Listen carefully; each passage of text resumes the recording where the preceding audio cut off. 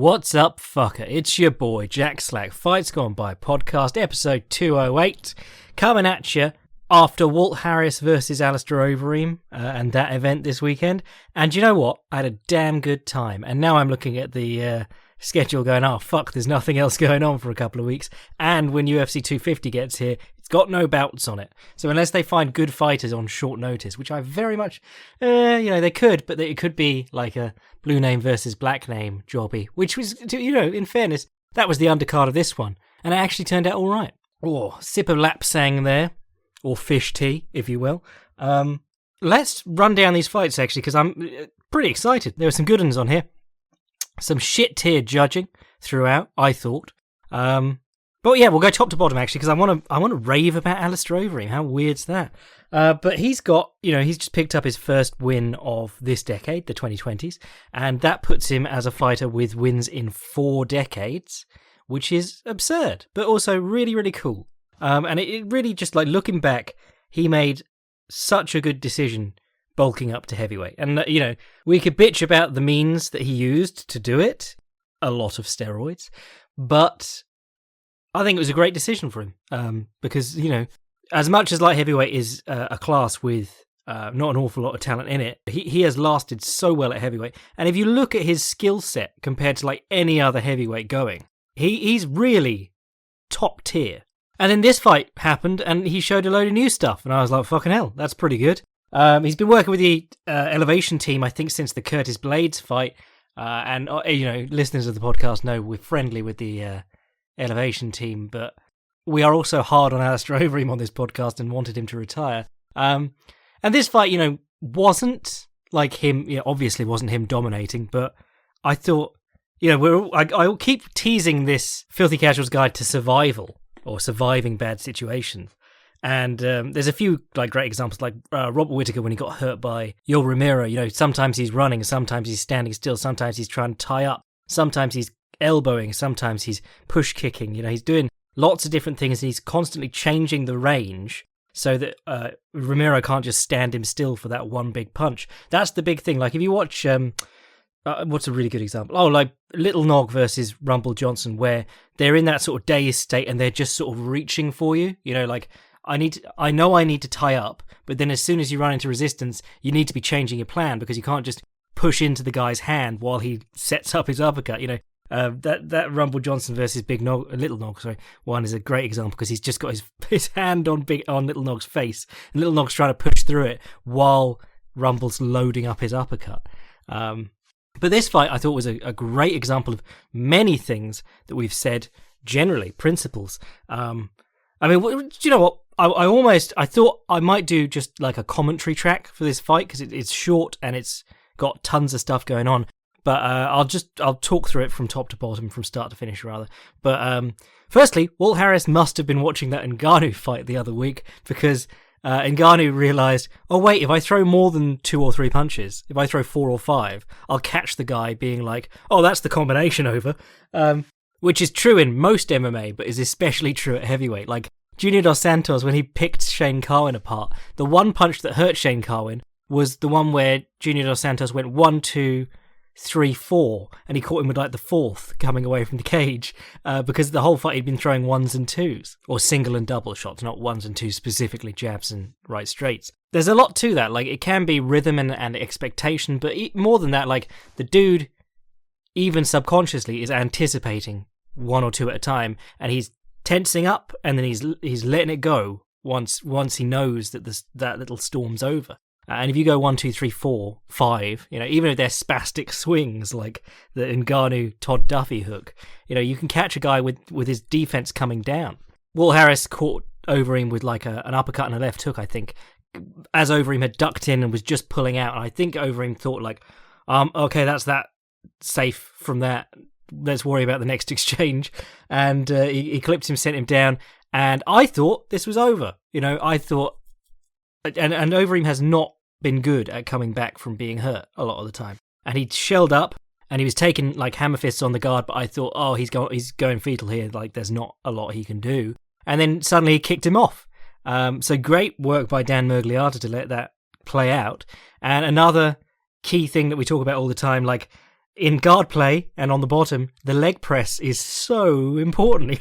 Overeem was giving up like 20 pounds in this fight or whatever, but the strongest movement of your body is your leg press. You can load up hundreds of pounds on the leg press in the gym, even if you're not especially strong.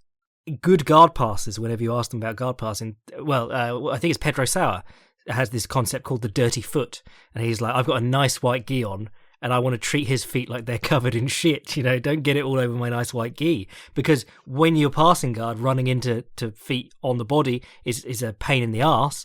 But more than that, like, someone getting their feet on you in MMA is like, they can up kick you, they can push you away, sit up on the single, push you away, get up on a hand and do the stand up. And Overeem had his feet on the hips the whole time here. He used leg presses to kick out and get away. Tony Ferguson's good at that too. We talked about that in the Filthy Casuals guide. I think he kicked him off and came up on the single because Harris was standing over him. And then Harris sprawled out and they were, in a sprawl sort of position, not quite front headlock, but sprawled.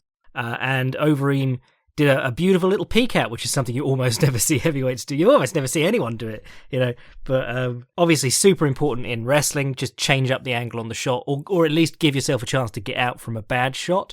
But here, it just kept the action moving and stopped Walt Harris from consolidating position and throwing in punches to the head while he's on the mat. And then he went to the fence again, covering up.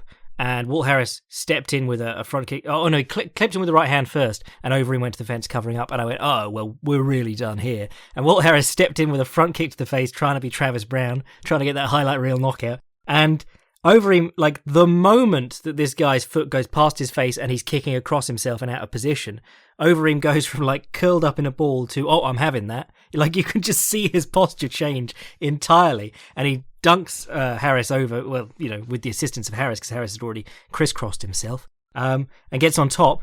And then Overeem's work from here was stuff that I don't think I've seen that much from him. It's all the wrist riding again. We're talking about wrist riding all the time in MMA at the moment, particularly because of the influence of Khabib. Ben Askren was doing it. BJJ Scout had a bit of a fetish for it before it got really big, and then it got really big, and now I've had to learn all about it. But, it's common in wrestling because you try and chop the guy down, get his wrists out from under him, hit cool tilts and shit like that. But in MMA, you're really seeing it. And, Bryce Mitchell. I don't think I talked about him enough the other day. People were mad that I didn't talk about him enough. But he was doing this too. If you can fold the guy down on that far wrist and hook, like, basically a half guard, or rather give him a quarter guard, so you're like in three-quarter mount. Mount, but with your foot in between his legs so that he clamps onto it. And you fold him down on that side. You've given him very few options. And folding people down on that wrist is so common now. Dan Ige does it all the time. Khabib does it all the time. It's a really good move along the fence. And it's a really good move because, like, after Marcelo Garcia worked it out, that getting up to an elbow meant you could move your hips back with your, posting on your arm instead of just shrimping. That got really big. And now snatching that wrist and pulling it into the body and folding the guy down on it is the way to punish that. And it's getting really, it's already gotten really big, but you just saw Overeem smothering Walt Harris with it. Because you're not driving them over the arm, you're just sucking the arm in with both hands. And, they're going against you with their shoulder, which isn't particularly strong. No matter how many lateral raises you do, Gleison Tebow. And though he is the only man to beat Khabib, so maybe there's something in that. I keep saying lateral raises, best base for MMA. But you pull the guy down, and it's your weight and his weight on top of that arm, and he's got to try and open it like a wing, like a Lamborghini door or whatever, DeLorean door. So it's a really bad position, and there's not an awful lot of good ways to get out of it. Some guys will try and get their butt over your wrist to try and use, and then try and pull their hand up under their butt to break it off. But you don't really have a lot of movement to work with if you get against someone good, and especially if they've locked you down in that three-quarter mount, quarter guard, whatever you want to call it. So he's battering him from there. And anytime he went to the turtle, he was doing the same thing, picking up the arm, which I really like because, in fact, you're seeing a lot more of that too. For a very long time, back-taking from the turtle was, again, Marcelo Garcia's influence, but you got the harness, or the seatbelt, which is one arm under the shoulder, one arm over the shoulder, and you stick your chest to their back, and then you're just going to try and turn them over with either, a rolling back take, Joachim Hansen style, or Marcelo Garcia used to slam his knee into their near knee and sort of pull them down on top of him. Or you try and wedge your knee in between their elbow and knee and peel the leg out and insert your hook. basically most of the back-taking meta was harness stuff for a very long time. But then you've also got like the needle hook, which is where you shoot your foot in as the opponent turns to their knees, which is something that Gordon Ryan does all the time. He'll pull guys off their turtle, and as they go back to it, he doesn't pull them far enough down that they just have to go like, fuck it, I'm on my back. He pulls them down just far enough so that they bounce back up, and then he shoots that hook in and gets the underhook on the far side and starts working a power half. And then the other one that you're seeing come in more, especially in MMA, is a bit of an old school one actually, but because guys are working on the wrist so much now, they're getting the same side wrist that they're on, they're opening their elbow out, and they're inserting the foot instead of the knee, because a lot of like back taking in modern grappling is you want to wedge the knee in, then you get your other foot over their ankle and you pull them onto you and work your hook in. But if you're working on the wrists, you can start flaring their elbow and just putting your foot in straight away as a hook. Should have done this as an article so that I had visuals to help, but yeah, really cool. And I think that's how Overeem got his hooks in at the end, and again, like pulled the wrists in, classic, flattened them out on the front, and started hitting Harris. And the end was like, Dan Bergliata goes, "Come on, Walt, you've got to do something," and Overeem just sort of slaps him a little bit. And it was like Roy Nelson, Kimbo Slice, or whatever. If you physically can't intelligently defend yourself, that's the rules. The guy doesn't have to be murdering you with every punch.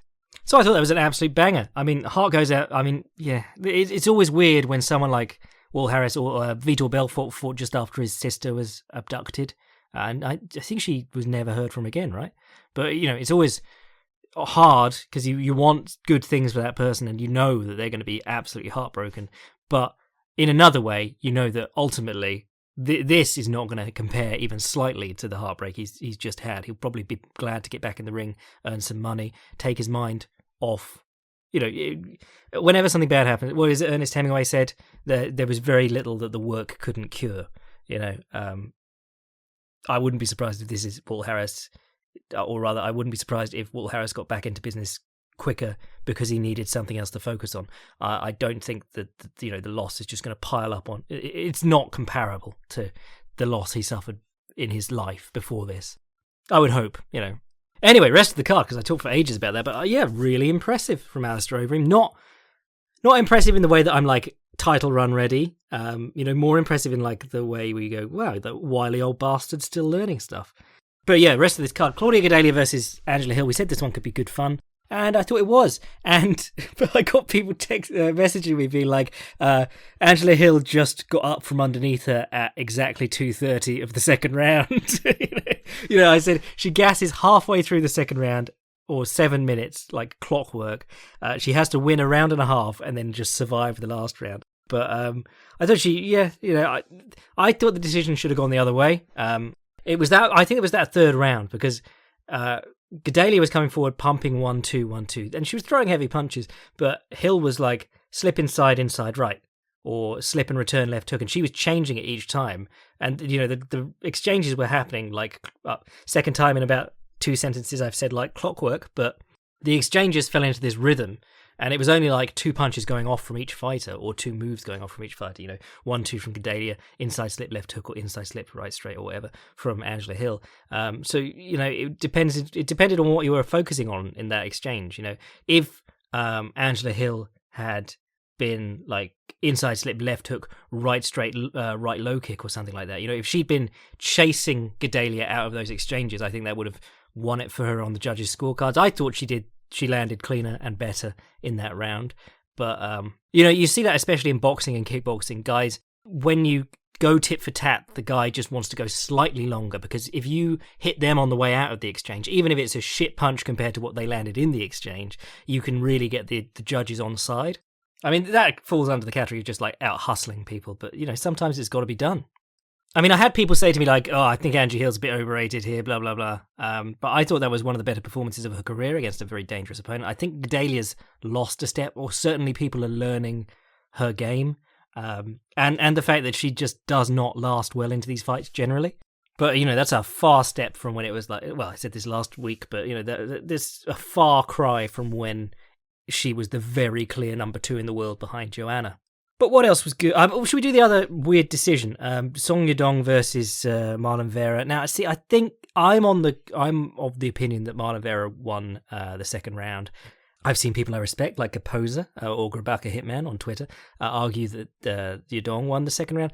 I can definitely see the case that Yudong landed the cleaner punches and stuff. Vera was very much gutting his way in. But let's talk about some of the details of that fight, because I thought it was some pretty cool stuff going on.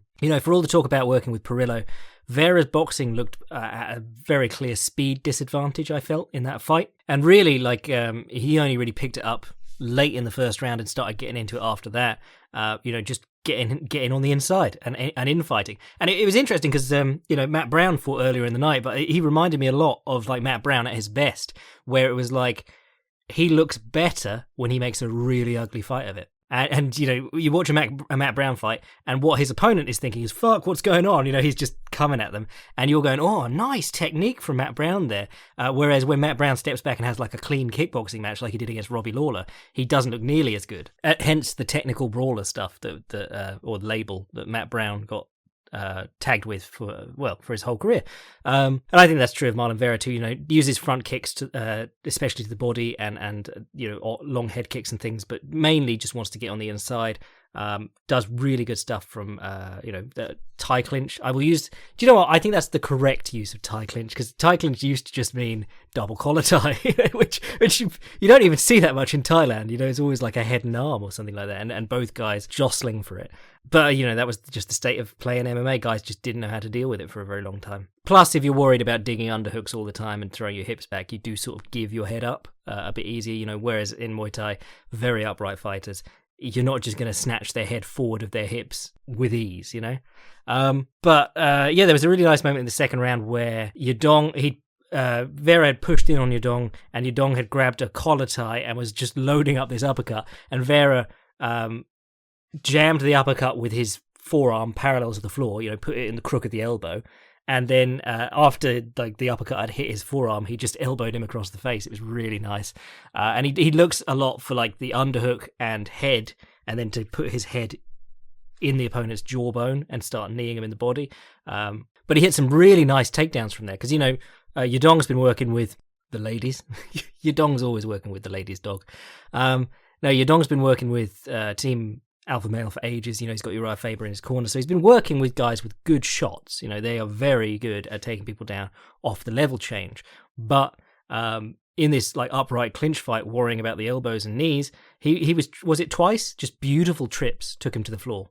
There was also a lot of Vera from, because you could see he was worrying about the speed, because Yudong is a fast lad. And if he was a bit longer and throwing straight punches, that would have been a real nightmare for Vera. But because Yudong was so quick, Vera was using very high arms cover-ups, but he was doing it in the way that Haggerty does. Cover up, and then he'll throw that one shoulder towards you with his arms high in the cover-up, so he's trying to spike you with the elbow, and Vera was using that to get in really nicely. Can't remember too much else about that fight, but I thought it was a really fun, technical scrap. Wasn't the highest pace in the world, even once Vera started pushing forward. But yeah, fast guys, fun guys. And I think, definitely give Vera some high-level competition from now on, because as much as I love seeing him murk guys in their first UFC fight or whatever, I think he's good enough to go with the best, and Yudong is getting there too. So I think this could be Vera's getting on a bit. He's been around forever in the UFC. Still a young guy, I think, but this could be like a McGregor Holloway, where they both get better after this fight, rather than one guy going up, one guy going down. Now I'm trying to remember what the other shit-tiered decision was. I swear there were 3. Oh, people were mad about it was Ige versus Barboza, I remember. Dan Ige versus Barboza. I said this would be interesting, and it turned out to be a real good scrap. I think I was on the side of Barboza getting the decision. To me, it can be easy to get caught up in your own narratives. But what stood out to me a lot during this fight was I felt Ige's game plan was sort of directionless. Maybe it was 4D chess and I just wasn't picking up on what he was trying to do. But, if you got Edson Barboza, you got to push him back. Or, you could try and bring him to you and have him overextend. But Ige was doing things like he did a drop shift or a switch step jab into a right hook, and he scored him, and you're like, nice. And then he slid down the side of Barboza and angled off. And you're like, no, that's not what you want to be doing with Edson Barboza. He's a guy who struggles the more you put on him, and you want to. If you're fighting Barboza, especially if you're going to put your hands on him, the danger is always in that step in. Closing the distance into punching range, because that's when he times you with those horrible switch kicks or the wheel kick or anything like that. He's always dancing around and then stopping as you step towards him, and that's when he does his spin kick or switch kick or whatever, or slips and left hooks. He gets you on the step in. You want to be in and then continue hitting. I think the time to hurt Edson Barboza is on the second combination, the third combination, after you've already got in his face. You don't want to be throwing punches and then sliding off. Like, nice, scored my points, now I've got to re-engage again. And especially because, if you're... Ige didn't really get to the takedowns as often as I thought he would in this fight, but the whole thing Edson Barboza had at lightweight, which we didn't see really in this fight, because the whole thing was like, why are you going down, Edson? But, well, there's two approaches. You can go up in weight if you're a striker, and you can surprise people by being, you don't have a weight cut draining you. You can keep a high pace for the whole time, and you can be, scrambly as shit and use your footwork well. I want to say Kelvin Gastelum, but he's got weird wrestling from the bottom too. But Robert Whittaker, great example. This is something the heavy hands boys are always on about. If you were a striker, go up in weight. But the alternative is you go down in weight and you hope your strength is enough for you to just prime Krokop, prime Vandy, lift the guy off your hips every time. And that did sort of work for Barboza here, but you weren't seeing him put in the position that he hates, which is with his back to the fence. It'd be fascinating to see if Michael Johnson, coming off all those like bad performances or losses in good performances like his one on Wednesday, could still operate the same game plan against Barboza, because he just did it. He just did it against Thiago Moises. He just stayed in his face and put him on the fence. And Edson Barboza is the kind of guy who will go to the fence. Like, he will willingly back himself onto the fence and then go, oh shit, shouldn't be here. Like Junior Dos Santos. Because a lot of Edson Barboza's game is giving ground so that you step through that distance and he can wheel kick you. It takes if you watch him land the wheel kick, like Terry Etim, Kevin Lee. The Kevin Lee one's especially good because he jogs around the ring and then he stops and gets ready to do the spin as Kevin Lee's like meters away from him walking in. He tries to put a lead. Well, he does put a lead on people successfully. He can't do that if you're staying like right in punching range with him, with him between you and the fence. So I don't know what you guys' team were on about there or looking for there. I thought Barboza's hands looked sharp. He was landing a nice cross-counter right hand over the top of Ige's jab. Ige was getting into like a predictable sort of jab cross. When people show you, they go, dip the toe in and, okay, now the 1-2. That like two entry thing where they go, first entry's a fake, second entry's the real one. That's quite common at all levels of fighting, but it's really easy for guys to pick up on if they're looking for counters. I mean, I'm still hot on Ige. He's getting better. His striking's getting better. I just think that this is one of those fights where his striking is getting better, technically, like the stuff he does, but the game plan, he could have fought a better game plan with worse striking skills or striking mechanics or, all the things you improve in your kickboxing sessions, but run Edson Barboza ragged. I guess what I'm saying is I thought Barboza won, and I'm also really not convinced by Barboza recreating himself at featherweight. I think he's a nightmare for a lot of guys, but I think if anyone can but I think against anyone really disciplined and tough, you got to be both, because you got to take some knees going in, but he's still going to struggle being put to the fence. Someone like a Mirsad Bektik, if they were given the right game plan, could really put it on him, like wrestling-wise. Mind you, he's a TriStar, so he'd probably try and jab him. Anyway, what else is good? Jotko versus Anders, didn't think a lot of that fight. Anders has fallen off so hard. I was actually pretty excited for him when they booked that Machida fight. I was like, is this really a main event? And then I looked through Anders' stuff and I went, oh, this guy's he's doing some clever stuff, crowding people to the fence, landing the right, is he a southpaw? Landing the rear hand straight, whichever it is, sprawling on people, using the quarter Nelson to land good knees when guys take bad single legs when he's along the fence. And then he just really...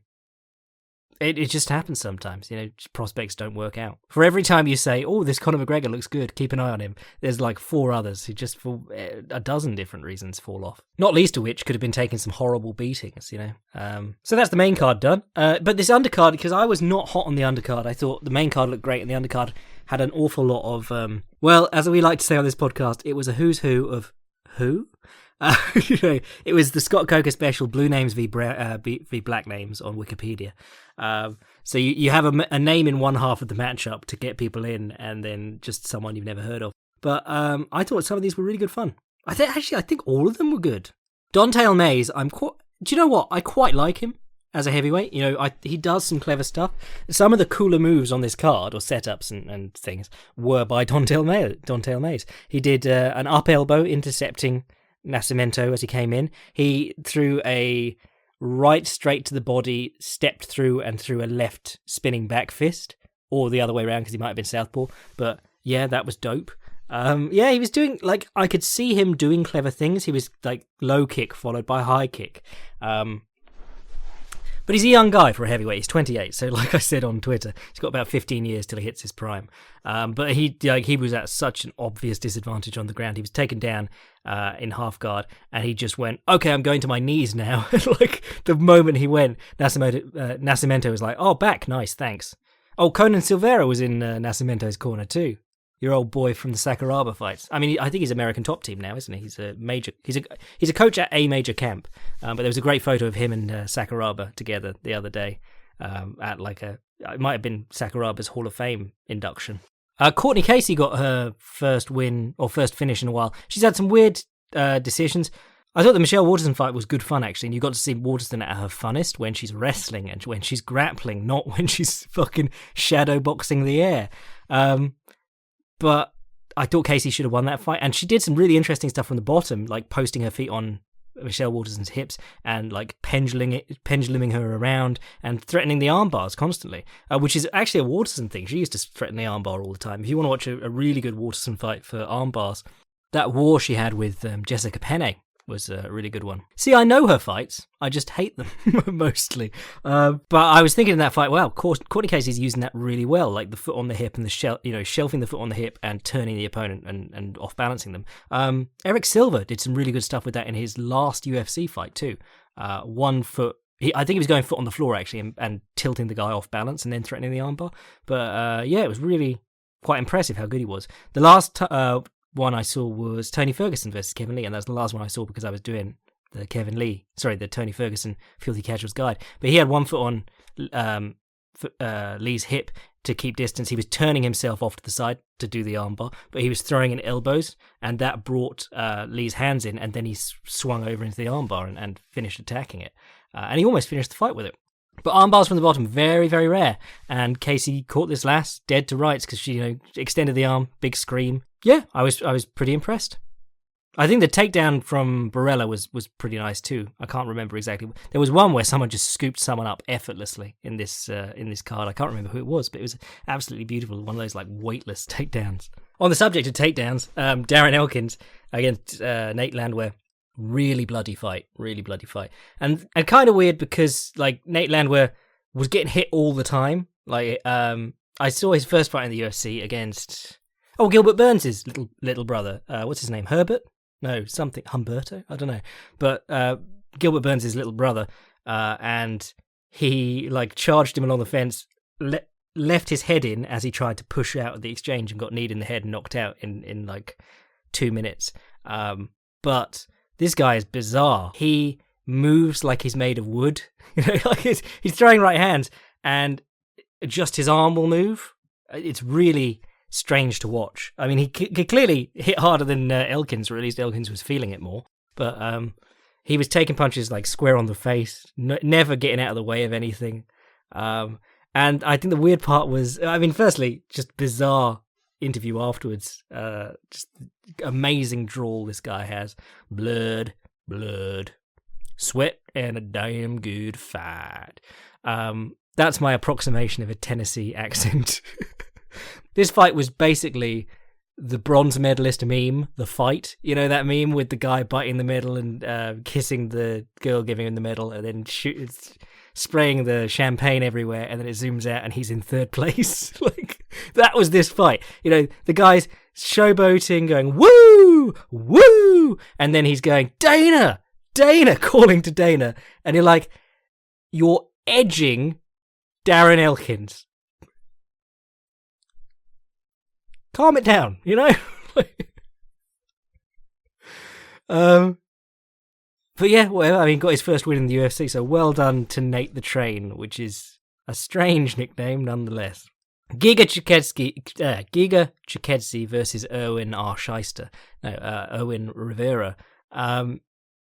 This was an odd one. Erwin Rivera was another guy who was acting like, fake it till you make it, like crouching down before the fight. He was answering back to his corner and showboating in the first round. It was very strange. The showboating stopped after he took a kick in the face in the second round, I think it was. But I thought he was really interesting, like jumping over low kicks and running in with punches afterwards. Superman punches off both legs. But Giga Chikadze, I mean, this win isn't going to do a lot for his stock, to be honest, but he is a very interesting fighter, and he has been for a while. And you know, mad respect to Giga Chikadze, because he was saying, and this was before Gokhan Saki came to the UFC, Giga Chikadze was like, I want to fight in the UFC, pay me to fight in the UFC. And that was when he was like 0-1, and he hadn't fought in MMA in like 4 years. You know, he was still kickboxing. And people were like, yeah, fuck off, Giga Chikadze. And then the UFC hired Gokhan Saki with an 0-1 record. But Giga Chikadze still went off, did his own thing, earned like 7-8 wins or whatever it is, and then got into the UFC on his own merits. So mad props to him. But loads of cool stuff Giga Chikadze doesn't. Least of which is step back at 45 degrees, let the opponent, changing stances on the way, let the opponent walk towards you, body kick him. He does it all the time.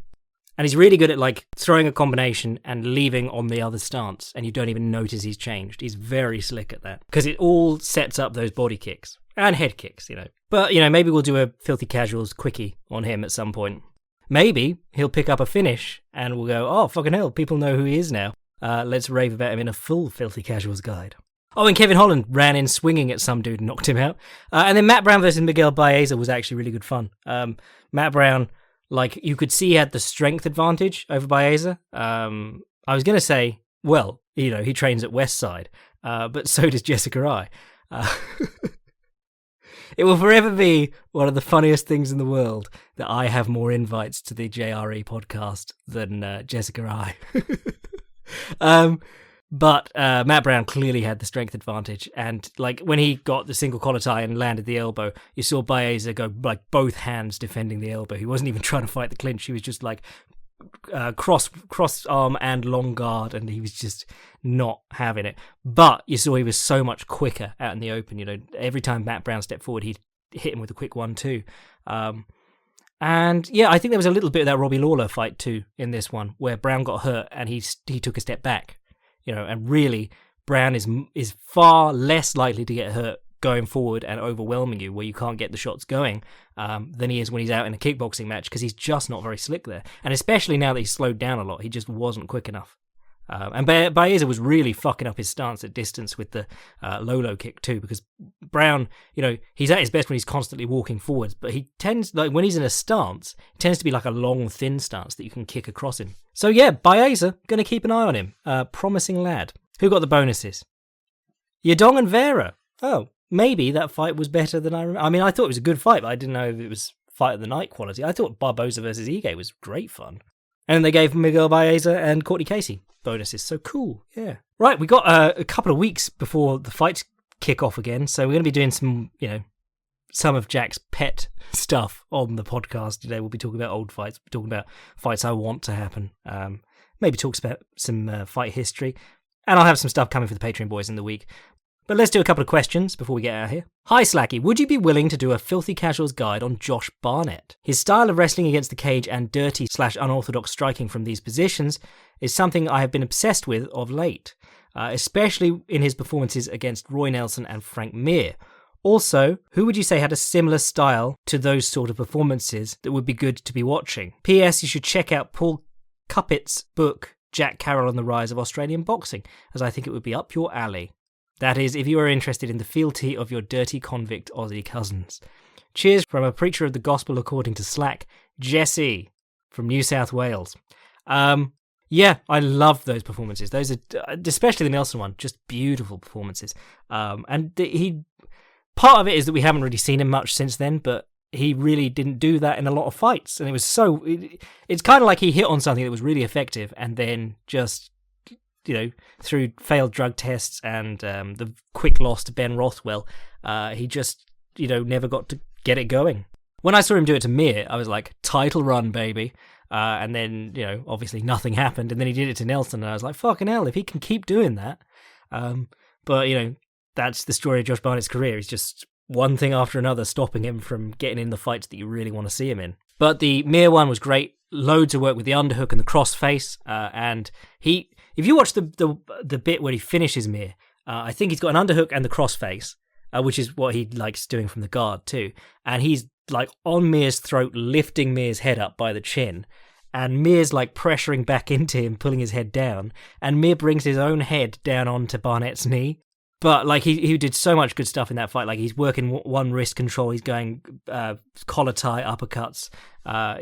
It was, as much as everyone worships Randy Couture as the king of the clinch boxing, I think he really was just sort of like a pioneer. And then there's very little been done in the field other than that. I think there's so much room there for guys to chain punching and elbows and boxing.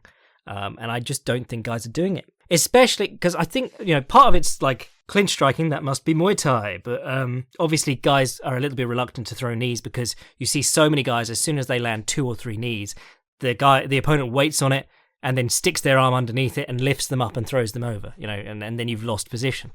But I think, like, firstly, that style of infighting in boxing is not very well taught. Like, you don't see a lot of guys teaching that. You don't even see a lot of guys using it at the high levels anymore. And especially in the older days when you were allowed a lot more contact with like your head on the opponent's head. Nowadays it really depends what ref you've got. Like if you've got Kenny Bayless, he's terrified of 2 men's chests touching. He's not going to let you infight. The infight, it basically exists on the whim of the referee nowadays in boxing. And a lot of people see like close range exchanges and call that the infight. The infight used to be like when your head's on the opponent.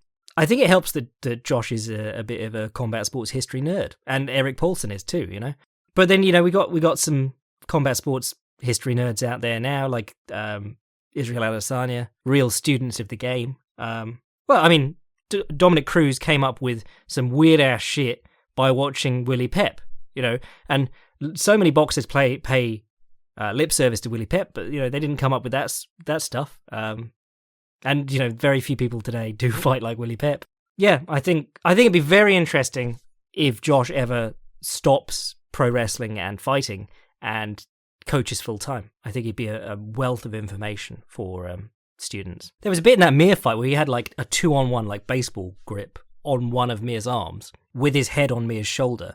And then he just let go and uppercutted him like across himself. It was the Jack Johnson uppercut. It was gorgeous. If you want to see like some old school infighting, I think your man's Jack Johnson, because basically he was doing it before they changed the rules, so he couldn't. Henry Armstrong and people like that are good examples, but the attitudes changed so much between Johnson and Henry Armstrong that they're basically doing completely different things, because Johnson was allowed to hold people, to pull them around, to put his hands on their biceps and stop them hitting him. And that's the more applicable style for MMA. You want to be able to push and pull the guy around, and that's something that you're not going to be allowed to do in modern boxing. Cheers, Jesse. What's up, Jack? 2 things ran through my mind while watching Anthony Smith versus Glover Teixeira, which was 1, the "stop, he's already dead" meme from The Simpsons. And secondly, maybe if Glover had gone to the school of shrieking when ground and pounding that Aspen Ladd did, the fight might have ended sooner. Thoughts, Sean? I don't know. I think because they're men, probably wouldn't. I mean, you still do get... That was something that, everyone immediately commented on in the Ferguson-Gaethje fight, and a lot of the fights that we've had without these audiences, you can hear guys grunting. I remember hearing it in like Prince Naz fights. You know, he'd throw his corkscrew uppercut and go like, yuck! But it firstly convinces you that they're punching very hard, even if they're missing, Leonard Garcia style. But, you know, I think part of the reason that Aspen Ladd gets away with it is this weird sort of sexism. And even on commentary, they were like, oh my God, she's dying in there. The first couple of times that Aspen Ladd did it. It was only recently that they started pointing out, oh yeah, she's not actually hitting her. She's just screaming. But I do want to give Glover Teixeira a shout out here. And Alistair Overeem, while we're at it. Both of them used back kicks effectively in their fights. And they're big, big lads.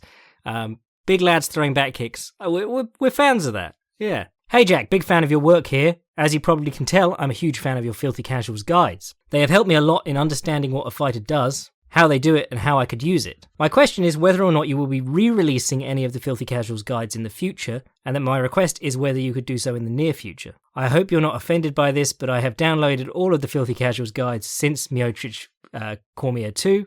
I enjoy them a lot and I rewatch them whenever I'm free, especially so during quarantine. However, I am unable to do so for a great many of them, as I had to perform a factory reset of my laptop, which wiped out almost all of the Filthy Casuals guides I had saved, excluding the most recent ones, Big Nog, Sakuraba, and Tony. I hope you're able to oblige my request, but I also understand if you won't or can't. I also want to thank you so much for taking the time to make these guides, and I look forward to more of them in the future. Cheers from Matt. Filthy Casuals guides, just to clear up what goes on with them, because I get comments every week being like, where's the Filthy Casuals guide for so-and-so? I take them down. Like, I only have a couple up at a time because it means, firstly, that the UFC can't nuke my channel if they decide to claim all of them.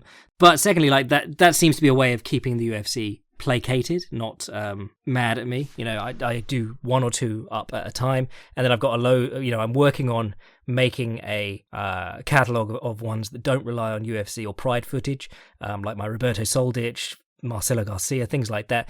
Guys who are cooler with their material. It does fall under fair use, and I don't monetize my videos. I don't monetize any aspect of my YouTube channel. And the Filthy Casuals guides generally are just, I mean, they began as an exercise because I wanted to learn a bit about video editing. And, that's why you can see me getting a bit wanky and artsy on the newer ones. I've had a lot of time to work on it during the quarantine. But, that also means that I don't really want to go backwards, because some of the old ones, like, they are not great compared to the new ones. They look really shit. And a lot of the information goes out of date. I re-uploaded the Donald Cerrone one once, and people were like, well, he lost his last fight. Wow. You're just going like, okay, cool. I did a little rework of the Dustin Poirier one. So Dustin Poirier has been up twice, but I did an Abu Dhabi edition with like an added 5 minutes on the end. But my recommendation is learn to use YouTube DL if you want to keep them. I'm not encouraging you to keep them. And otherwise, get there on time and enjoy them while they're up. And honestly, if they stay if they stay a name, I'll do them again, and it'll probably be better.